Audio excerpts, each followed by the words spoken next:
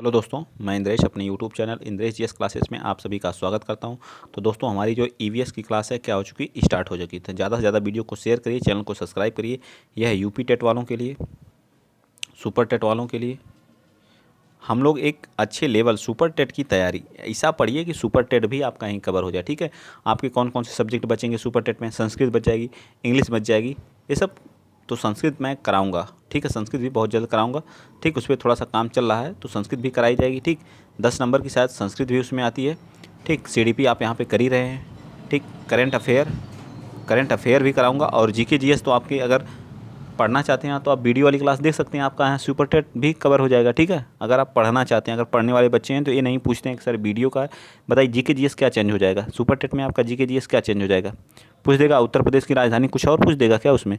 उत्तर प्रदेश की स्थापना कुछ और पूछ देगा। लखनऊ किस नदी के तट पे है, कुछ और पूछ देगा जीएस में। वही रहेगा, कुछ नहीं बदलेगा, कहीं डीपली कहीं थोड़ा हल्का पूछेगा। ठीक है, लेकिन आप पढ़ते रहिए। आप लोगों को जब तक थंबनेल पे लिखा नहीं रहता कि हाँ इस चीज़ के लिए है, अगर आप तैयारी करते हैं तो आप जीके जीएस कहीं से भी मिले आप पढ़ा करिए, 100% पढ़ा करिए। ठीक, सिलेबस के अनुसार पढ़ा करिए। चलिए स्टार्ट करते हैं आज का पहला क्वेश्चन। क्वेश्चन नंबर, नीचे दिए गए जीवों के समूह में किनकी दृष्टि क्षेत्र श्रेष्ठ होती है तथा वे मनुष्य की तुलना में 4 गुना अधिक दूरी की वस्तु को देख सकते हैं? तो कौन देख सकता है बताइए? मधुमक्खी देख सकती है, बाघ, तेंदुआ, सांड देख सकता है, सांप, रेशम कीट, छिपकली देख सकता है, तो चील, गरुड़, गिद्ध। तो इसका राइट आंसर क्या आ जाएगा? चील, गरुड़, गिद्ध क्या करते हैं? 4 गुना, मनुष्य से 4 गुना क्या कर सकते हैं? देख सकते हैं। या एक तरह के क्या होते हैं? मांसाहारी जीव होते हैं। कैसे होते हैं? मांसाहारी होते हैं। ठीक है, मांसाहारी होते हैं, ये भी याद रखिएगा। ठीक है, कैसे होते हैं? मांसाहारी जीव होते हैं। ठीक है, वे आकाश में उड़ान भरते हुए भी जमीन पर पड़े हुए अपने आहार को देख सकते हैं। ठीक है, देख लेते हैं। ठीक, इतनी इनकी दृष्टि होती है। ठीक है, चलिए क्वेश्चन नंबर 22वां कह रहा है कि पौधों का शिथिल होना की वजह से होता है प्रकाश संश्लेषण। पौधे जो शिथिल हो जाते हैं किसके कारण होता है बताइए? प्रकाश संश्लेषण के कारण। शिथिल कैसे हो जाते हैं पौधे? वाष्पोत्सर्जन के कारण या फिर अवशोषण के कारण? बता दीजिए इसको जो है। तो पौधों का शिथिल हो जाना वाष्पोत्सर्जन के कारण होता है। तो वाष्पोत्सर्जन का मतलब आप लोग जानते हैं कि भाप बन के जब क्या करता है, पानी हवा में चला जाता है, तो इसको क्या बोलते हैं? वाष्पोत्सर्जन बोलते हैं। क्या बोलते हैं? वाष्पोत्सर्जन बोलते हैं। ठीक है, याद रहेगा ना। चलिए नेक्स्ट चलते हैं। अगला पॉइंट आप लोग बताइए। अगला पॉइंट क्या कर रहा है? अगला क्वेश्चन, पॉइंट नहीं, अगला क्वेश्चन कह रहा है कि पौधे भोजन का निर्माण करने के लिए निम्नलिखित में से किससे ऊर्जा प्राप्त करते हैं? मतलब किससे ऊर्जा क्या करते हैं? प्राप्त करते हैं, इसको बताइए। करण पौधे भोजन का निर्माण करने के लिए निम्नलिखित में से किससे ऊर्जा प्राप्त करते हैं? प्रकाश संश्लेषण से, बैक्टीरिया से, कवक से, सूर्य से। 123 का राइट आंसर बताएंगे आप लोग। तो 123 का राइट आंसर क्या आ जाएगा? डी पार्ट हमारा क्या आ जाएगा? सूर्य से। किससे प्राप्त करते हैं? सूर्य से। ठीक, जब आप CO2 प्लस H2O की रिएक्शन किससे कराते हैं बताइए? सूर्य की प्रेजेंस में। ठीक है, सूर्य की प्रेजेंस में, सनलाइट की प्रेजेंस में। तो क्या बनता है हमारा? कार्बोहाइड्रेट बनता है। ठीक है, कार्बोहाइड्रेट बनता है। ठीक, कार्बोहाइड्रेट बनता है, प्लस ऑक्सीजन हमारी क्या होती है? मुक्त होती है। ठीक, इस चीज़ को आप लोग याद रखेंगे। चलिए नेक्स्ट चलते हैं। क्वेश्चन नंबर आप बताएंगे 124। उत्तर प्रदेश राज्य में परीक्षा बांध किस नदी पे बना हुआ है? तो ये आपको पता होना चाहिए। परीक्षा बांध हमारा किस नदी पे बना हुआ है? तो किस नदी पे बना हुआ है? बेतवा नदी पे बना हुआ है। किस नदी पे बना है? बेतवा। झांसी से, या कहाँ? झांसी में पड़ता है और 25 किलोमीटर दूरी पर है। कितने? 25 किलोमीटर की दूरी पर है। झांसी से 25 किलोमीटर की दूरी पे है। ठीक है, बेतवा नदी पे यह परीक्षा बांध बना है, जिसे थर्मल पावर प्लांट द्वारा क्या किया गया था? परीक्षा बांध को बिजली उत्पादन के लिए बनाया गया था। नेक्स्ट चलते हैं, फटाफट आज हम लोग देखेंगे। ठीक है, चलिए। मानव के पेट में अमाशय रस की प्रवृत्ति होती है और वह भोजन के पाचन में सहायता प्रदान करती है। कैसी? मानव के पेट में जो अमाशय रस की प्रवृत्ति कैसी होती है? 125 का बताइए। तो मानव के रस में जो अमाशय की प्रवृत्ति होती है वह कैसी होती है? अम्लीय होती है। ठीक, क्या होती है? अम्लीय होती है। ठीक, क्या होती है? अम्लीय होती है। इस बात को याद रखिएगा। ठीक है, चलिए नेक्स्ट अगला क्वेश्चन नंबर 126वां बताइए। भारतीय संविधान के किस मौलिक अधिकार में कहा गया कि प्रत्येक व्यक्ति को अपनी अच्छा का धर्म अपनाने और उसका प्रचार प्रसार करने का अधिकार है? बताइए किस में कहा गया था? बता दीजिए। ये मैंने सामने कर दिया। समानता का अधिकार कहाँ से? 14 से कहाँ तक है? 14 से 18 तक है समानता का इक्वल। स्वतंत्रता का अधिकार कहाँ से? 19 से 22 तक है। ठीक है, स्वतंत्रता का आर्टिकल 19 से 22, 14 से 18 समानता का अधिकार। शोषण के विरुद्ध अधिकार कब है? तो 23 और 24 में क्या है, शोषण के विरुद्ध का। धर्म की स्वतंत्रता का है 25 से 28 तक है, ठीक है। धर्म की स्वतंत्रता 25 से 28 तक। तो राइट आंसर हमारा क्या आ जाएगा, डी पार्ट बिल्कुल सत्य हो जाएगा। डी पार्ट क्या हो जाएगा, बिल्कुल सत्य हो जाएगा, ठीक है। चलिए आगे चलते हैं। क्वेश्चन नंबर 127वां बताइए, इनमें से कौन खनिज उत्तर प्रदेश के मिर्ज़ापुर जिले में पाया जाता है। तो मिर्ज़ापुर जिले में कौन सा खनिज पाया जाता है, बताइए। उत्तर प्रदेश के किस जिले में, तो यूपी स्पेशल से क्वेश्चन तो बनेगा ही बनेगा, ठीक है। तो कहाँ, कौन सा, तो चूना पत्थर, डोलोमाइट, संगमरमर, ये हमारे कहाँ पाए जाते हैं, मिर्ज़ापुर में पाए जाते हैं, ठीक है। मिर्ज़ापुर में पाए जाते हैं, ठीक। चलिए नेक्स्ट चलते हैं। अगला क्वेश्चन आप आएंगे 128, चिल्का झील स्थित है। तो चिल्का झील जो हमारी क्या है, एक लैंगून है, एक तरह की क्या है, लैंगून है, जो हमारी कहाँ पे, उड़ीसा के तट पे स्थित है, ठीक है। उड़ीसा के तट पे स्थित है, उड़ीसा। तो इसका राइट आंसर क्या आ जाएगा हमारा, सी पार्ट बिल्कुल सत्य हो जाएगा, ठीक। क्या आ जाएगा, सी पार्ट बिल्कुल सत्य हो जाएगा, ठीक है, उड़ीसा में, ठीक है, याद रहेगा। चलिए आगे, चलिए। और यहाँ पे कौन सी झील पाई जाती है, तो कोलेरू झील, ठीक है। कोलेरू झील हमारी कहाँ पे, आंध्र प्रदेश में है, ठीक। नेक्स्ट चलते हैं। अगला क्वेश्चन नंबर 129 बताइए, खादर और बांगर निम्नलिखित में से किस प्रकार की मिट्टी है। एक खादर और बांगर जो होते हैं हमारी जलोढ़ मिट्टी के क्या हैं, टाइप हैं, ठीक। किसके हैं, जलोढ़ मिट्टी को। जो खादर मिट्टी होती है, खादर मिट्टी होती है, नवीन मिट्टी को कहते हैं, नई मिट्टी को कहते हैं। और बांगर जहाँ नदियों द्वारा जो पानी, बाढ़ का पानी आता है यहाँ तक नहीं पहुँचता है, इसलिए इसको क्या बोलते हैं, बांगर बोलते हैं, ठीक है, बांगर, ठीक है, क्या बोलते हैं, बांगर बोलते हैं, ठीक है। यह कहती है पुरानी मिट्टी होती है, इसको पुरानी मिट्टी भी कहा जाता है। तो इसका राइट आंसर क्या आ जाएगा, बी पार्ट। सबसे ज़्यादा पूरे भारत में कौन सी मिट्टी पाई जाती है, जलोढ़ मिट्टी ही पाई जाती है पूरे भारत में, ठीक है। चलिए आगे चलते हैं। मिट्टी के कितने प्रकार हैं, तो मिट्टी 8 प्रकार की होती है, ये भी 4 आपके सामने है, ठीक। आगे आ जाइए। 130वां क्वेश्चन, 130वां कह रहा है कि संविधान सभा के पहले अध्यक्ष कौन थे। तो संविधान सभा के पहले अध्यक्ष कौन बने थे, बताइए। संविधान सभा के पहले अध्यक्ष कौन बनाए गए थे, 130वां का। तो संविधान सभा के पहले अध्यक्ष कौन बनाए थे, तो सच्चिदानंद सिन्हा जी बनाए थे, ठीक है। सच्चिदानंद सिन्हा जी को संविधान सभा का अस्थायी अध्यक्ष किसे बनाया गया था, प्रथम अस्थायी अध्यक्ष किसे बनाया गया था, सच्चिदानंद सिन्हा को अस्थायी अध्यक्ष, ठीक है। अस्थायी अध्यक्ष फिर बाद में किसको बनाया गया, अस्थायी अध्यक्ष किसको बनाया गया, डॉक्टर राजेंद्र प्रसाद। इसमें वेरीफाई नहीं किया है कि किसको बनाया गया था, तो आप लोग क्या कर सकते हैं, इसमें आयोग को दोनों पे हमें क्या नंबर मिलना चाहिए, ठीक है। अस्थायी अध्यक्ष डॉक्टर राजेंद्र प्रसाद, अस्थायी अध्यक्ष डॉक्टर सच्चिदानंद सिन्हा बनाए गए थे, ठीक है। चलिए आगे चलते हैं। नेक्स्ट अगला क्वेश्चन आप लोगों के सामने 131, थोड़ा सा ब्लर है लेकिन विजुअल है। एक कोशिकीय प्राणियों में जीवन की समस्त जैविक क्रियाएं जैसे पाचन, श्वसन और जनन कितनी कोशिकाओं द्वारा किया जाता है, कितनी कोशिकाओं द्वारा ये किया जाता है। एक कोशिकीय, जो एक कोशिकीय होते हैं, बताइए। एक कोशिकीय प्राणी जनन की एक कोशिका द्वारा करते हैं, क्या, एक कोशिका। तो इसका राइट आंसर क्या आ जाएगा, एक कोशिका द्वारा, तो ए ही पार्ट हो जाएगा।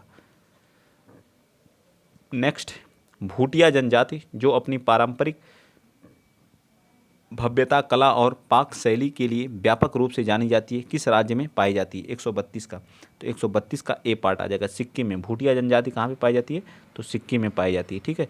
नागालैंड में कौन सी जनजातियाँ पाई जाती हैं, तो नागा जनजातियाँ पाई जाती हैं, ठीक है, ठीक है। नागा जनजातियाँ कहाँ पाई जाती हैं, नागालैंड में पाई जाती हैं, याद रहेगा ना। चले आगे, ठीक है। और सिक्किम हमारा एक क्या, जैविक राज्य है, ठीक है, पूर्ण रूप से जैविक राज्य है, ठीक। क्या है, जैविक राज्य है, ठीक। इसी सिक्किम में हमारी कौन सी, कंचनजंगा चोटी पाई जाती है, कंचनजंगा, ठीक है, ये भी याद रखिएगा, ठीक। चलिए आगे चलते हैं। उत्तर वैदिक काल के वेद में विरोधी और ब्राह्मण विरोधी धार्मिक अध्यापकों को किस नाम से जाना जाता है, यजमान, श्रमण, अथर्वण या श्रेष्ठिन, बताइए। 133 का, तो किस नाम से जाना जाता है, श्रमण के नाम से जाना जाता है, जो विरोधी होते हैं, ठीक है। नेक्स्ट चलते हैं। अगला क्वेश्चन नंबर 134 बताइए, वैदिक गणित का महत्वपूर्ण अंग है। वैदिक गणित का महत्वपूर्ण अंग क्या है, शतपथ है, अथर्व है या शुक्ल है, बताइए। फटाफट बताइए आप लोग, क्या है, इसको बताइए आप लोग, क्या हो जाएगा इसका राइट आंसर, बताइए भैया, क्या हो जाएगा, बताइए बताइए बताइए, फटाफट बताइए। मैं देख रहा हूँ कौन कौन बता रहा है, कौन कौन नहीं, ठीक। ए या बी या सी या डी, कौन होगा, बताइए। क्वेश्चन नंबर कौन सा है, क्वेश्चन नंबर 134 का, बताइए। तो इसका सी पार्ट होगा, क्या होगा, सुलभ सूत्र होता है, क्या, ठीक। चलिए आगे 35 बता दीजिए। क्वेश्चन नंबर 35वां कह रहा, भारत में अंतर्राष्ट्रीय हवाई अड्डे हैं, भारत में अंतर्राष्ट्रीय हवाई अड्डे कितने हैं, बताइए भारत में अंतर्राष्ट्रीय हवाई अड्डों की संख्या कितनी है? 17 है। कितनी है? 17 है। ठीक है, यूपी में ही कितने अंतर्राष्ट्रीय हवाई अड्डे हो गए? तो इस समय टोटल 5 अंतर्राष्ट्रीय हो जाए। एक तो बाबतपुर वाला आपका बनारस वाला हो गया, और एक कहाँ पे है, एक हमारा लखनऊ वाला हो गया, एक कुशीनगर वाला हो गया। ठीक है, कुशीनगर में हो गया, एक अयोध्या में बन रहा है, और एक हमारा कहाँ पे है, जेवर एयरपोर्ट जो बन रहा है नोएडा में। ठीक है, ये भी याद रखिएगा। ठीक, 5। चलिए नेक्स्ट बताइए क्वेश्चन नंबर 136वां। बायोगैस जैव गैस का मुख्य घटक है। बायोगैस का मुख्य घटक कौन है? बायोगैस का मुख्य घटक क्या है? मीथेन हमारी होती है। ठीक है, बायोगैस का मुख्य घटक क्या है? मीथेन होती है। ठीक है, यह दलदली क्षेत्रों में पाई जाती है। दलदलीय। ठीक है, जो पशु जुगाली करते हैं तब भी हमारी क्या आती है? मीथेन वहाँ से क्या होती है? स्रावित होती है। ठीक, नेक्स्ट बताइए 137वां। वेदों की संख्या कितनी है? तो वेदों की संख्या कितनी है? 4 है। ठीक, कौन कौन से? एक तो हमारा ऋग्वेद हो गया, ऋग्वेद हो गया, यजुर्वेद हो गया, यजुर्वेद हो गया। ठीक है, सामवेद हो गया, सामवेद हो गया, और सबसे नया हमारा कौन सा होता है? अथर्ववेद होता है। ठीक, अथर्ववेद। ठीक है, टोटल वेदों की संख्या कितनी है? 4 है। तो राइट आंसर हमारा क्या आ जाएगा? 4 सी आ जाएगा। ठीक है, चलिए आगे चलते हैं। नेक्स्ट क्वेश्चन नंबर 138 बताइए। प्राथमिक रंग होते हैं, प्राथमिक रंग होते हैं, प्राइमरी कलर कौन कौन से होते हैं? तो प्राइमरी कलर वे रंग जो किसी अन्य रंग के संयोग से नहीं बनते हैं, उन्हें प्राथमिक रंग कहते हैं। प्राकृतिक में 3 प्राथमिक रंग हैं, कौन कौन सा? एक नीला हो गया, ठीक है, नीला, और नीला के अलावा हरा, हरा के अलावा लाल। ठीक है, लाल। तो इसमें प्राथमिक कौन है? ये सभी हैं। ठीक है, हमारे क्या है? प्राथमिक कलर हैं। ठीक है, क्या है? प्राथमिक कलर है। इनका ये किसी और से इनका निर्माण नहीं होता है। Next question number 39। यदि एक पिता और एक माता का रक्त वर्ग क्रम ए और ओ है तो निम्नलिखित में से कौन सा रक्त वर्ग बच्चे के अंदर संभव हो सकता है? ए तो हो ही सकता है। ठीक है, ए भी आ सकता है उसके अंदर, ओ भी आ सकता है। तो बताइए कौन कौन से आ सकते हैं? कौन सा संभव नहीं है, इसकी बात कहा है। तो कौन सा संभव नहीं है? तो बी तो नहीं आएगा, 100% नहीं आएगा बी। ठीक है, तो 139 का राइट आंसर क्या आ जाएगा? क्या आ जाएगा? तो ओ उसके अंतर्गत उनके बच्चे में संभव नहीं है, रक्त में उनके बच्चे के अंतर्गत। बताइए।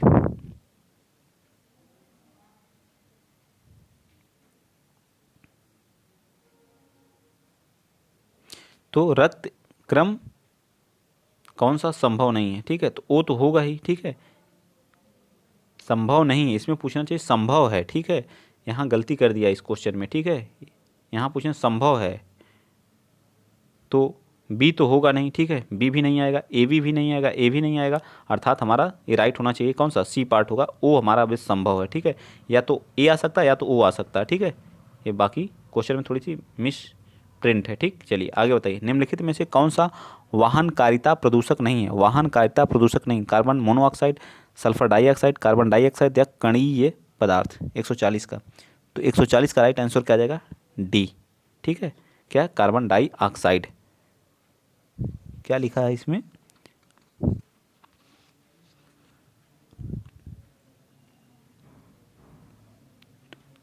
ये हमारा कार्बन डाइऑक्साइड नहीं होता। नेक्स्ट चलते हैं 141 बताइए। कह रहा जल में किस रोगजन्य सूक्ष्मजीव की उपस्थिति में संदूषण की सूचक है? बताइए, संदूषण का सूचक है 141 का। तो 141 का राइट आंसर क्या आ जाएगा? ए पार्ट हो जाएगा, कोलीफार्म जीवाणु। ठीक है, कोलीफार्म जीवाणु, इसको याद कर लीजिएगा, कोलीफार्म जीवाणु। नेक्स्ट चलते हैं, थोड़ा सा ब्लर है, एडजस्ट करना पड़ेगा आप लोगों को। विश्व वन्य जीव सप्ताह मनाया जाता है। विश्व वन्य जीव सप्ताह मनाया जाता है, कब मनाया जाता है? सितंबर के प्रथम सप्ताह में, अक्टूबर के प्रथम सप्ताह में, सितंबर के अंतिम सप्ताह में, अक्टूबर के अंतिम सप्ताह में। बताइए 142वां का, तो बी पार्ट हमारा क्या आ जाएगा? अक्टूबर के प्रथम सप्ताह में हम लोग क्या मनाते हैं? विश्व वन्य जीव सप्ताह दिवस। नेक्स्ट बताइए क्वेश्चन नंबर 143। भारत में सबसे बड़े क्षेत्र में फैले हुए वन कौन से हैं?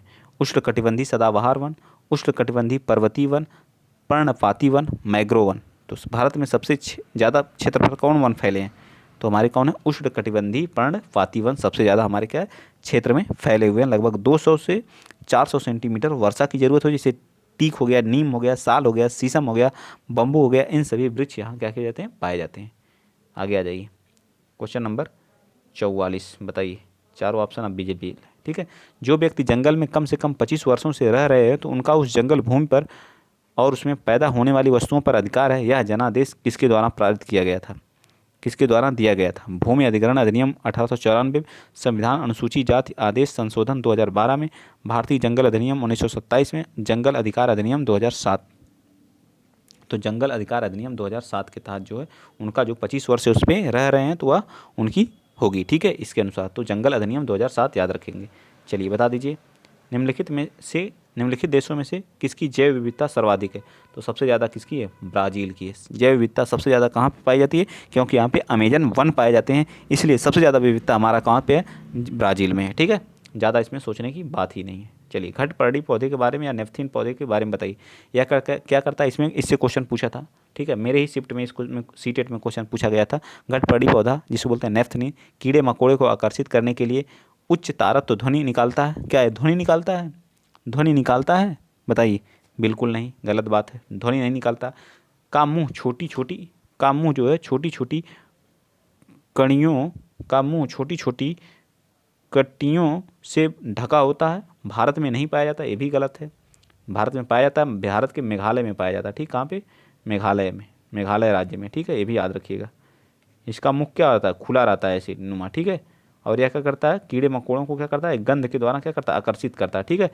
और इसमें जाता तो एक ढक्कन लगा रहता है ऐसे, ये क्या होता है? बंद हो जाता है, ठीक। यह क्या करता है? मेढकों, कीड़े मकोड़ों और चूहों को चालाकी से फंसाकर खा जाता है। बिल्कुल सत्य बात है, ठीक। इसलिए इसे घटपर्णी का पौधा कहते हैं। चलिए 147वां बताइए, नीचे दिए गए पदार्थों में से किस समुच्चय में लौह तत्व प्रचुर मात्रा में, किसमें सबसे ज़्यादा आयरन पाया जाता है? आंवला, पालक, गुड़, आंवला, पालक, आलू, आंवला, आलू, टमाटर या बंद गोभी, भिंडी, गुड़ में? 147 का। तो 147 का बता दीजिए फटाफट। तो बी पार्ट क्या हो जाएगा? आंवला, पालक, गुड़ में क्या कहा जाता है? प्रचुर मात्रा में लौह पाया जाता है। नेक्स्ट बताइए, एक झील में द्वितीय पोषण स्तर होता है। एक झील में द्वितीय पोषण स्तर होता है तो क्या होता है? बताइए।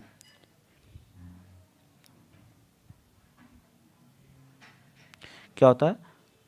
जंतु प्लवक होता है, ठीक है, जंतु प्लवक होता है, ठीक। क्या होता है? जंतु प्लवक हमारा इसमें क्या होता है? प्रथम होता है। इसको बोलते हैं प्रथम पोषण स्तर। इसको क्या बोलते हैं? प्रथम पोषण स्तर, ठीक है, प्रथम पोषण स्तर इसको बोलते हैं। और किसको बोलते हैं? द्वितीय पोषण स्तर। इसको बताइए, द्वितीय पोषण स्तर किसको बोलते हैं?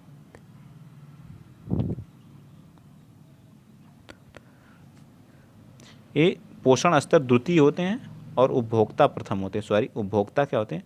उपभोक्ता प्रथम होते हैं और पोषण स्तर में द्वितीय होते हैं। तो सी पार्ट इसका सत्य हो जाएगा। चलिए, आज का लास्ट क्वेश्चन बता दीजिए, 49वां, ठीक है, ये वाला क्वेश्चन नहीं हो पाया है, ठीक है। स्थलीय हरे पादपों की पत्तियों द्वारा उपलब्ध सौर ऊर्जा का कितना भाग खाद्य ऊर्जा में परिवर्तित किया जाता है? 49 का। तो कितना परसेंट किया जाता है? तो ये 1% किया जाता है, ठीक। तो आज हम लोगों ने 29 क्वेश्चन ही किया ईवीएस में। आप बताएंगे आपके कितने सही हुए, ठीक है।